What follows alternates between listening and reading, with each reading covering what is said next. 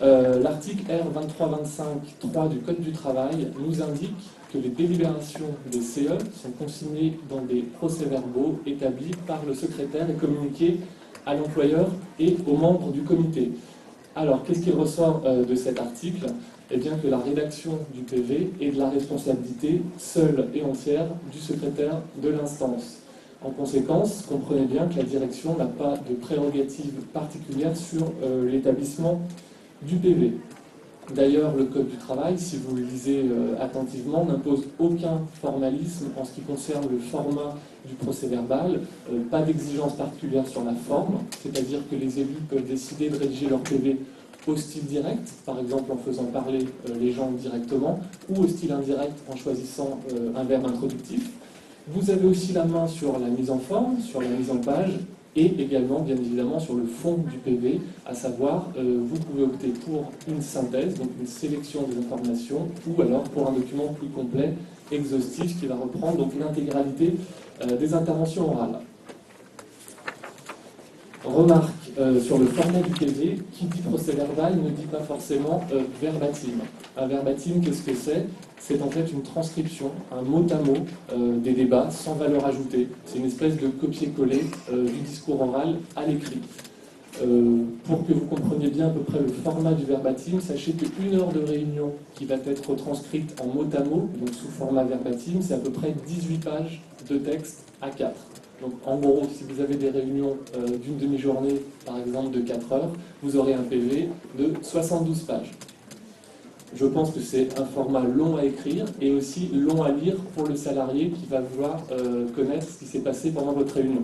Donc c'est peut-être pas le format le plus adapté. Les élus ont le choix sur le contenu, sur le format du PV. Vous pouvez opter pour deux documents. Soit premièrement un compte-rendu.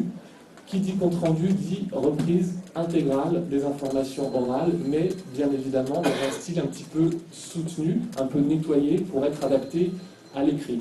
Alors ça va consister en trois idées. Donc supprimer les répétitions et les redondances, améliorer la syntaxe, monter le niveau de français, clarifier des passages qui seraient un petit peu ambigus, un peu elliptiques, un petit peu confus. Le but étant de favoriser la bonne information du lecteur. Pour résumer, dans un compte-rendu, sous ce format compte-rendu, le discours oral est nettoyé, plus propre pour être adapté, plus clair et plus lisible pour un document écrit. Deuxième solution pour rédiger son PV, opter pour la synthèse. Qui dit synthèse dit sélection des informations importantes, c'est-à-dire que là, le rédacteur va faire un vrai choix, comme une espèce de ligne éditoriale qu'il va appliquer pour la rédaction de son PV. Les débats dans une synthèse sont plus structurés, dans la mesure où on va supprimer les digressions, les interventions qui s'éloignent du sujet principal. L'information, bien évidemment, est hiérarchisée, le but étant d'expliciter les raisonnements, de problématiser également les débats, de faire ressortir les différentes thèses en présence et puis la conclusion qui en ressort, et bien évidemment la mise en avant des informations essentielles, des informations de premier plan.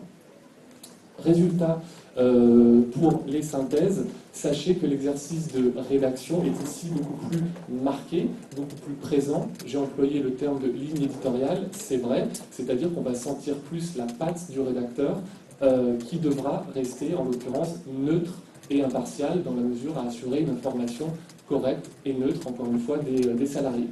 Donc pour résumer en synthèse, des PV plus faciles à lire, donc des salariés mieux informés, mieux au courant du contenu de vos débats, plus que dans un verbatim un petit peu long à lire, comme nous l'avons dit, et des PV surtout plus courts. Le gros avantage ici, c'est une approbation quasi systématique d'une séance sur l'autre, donc on ne garde pas des PV en souffrance trop longtemps et on peut donc diffuser son PV rapidement d'un mois sur l'autre.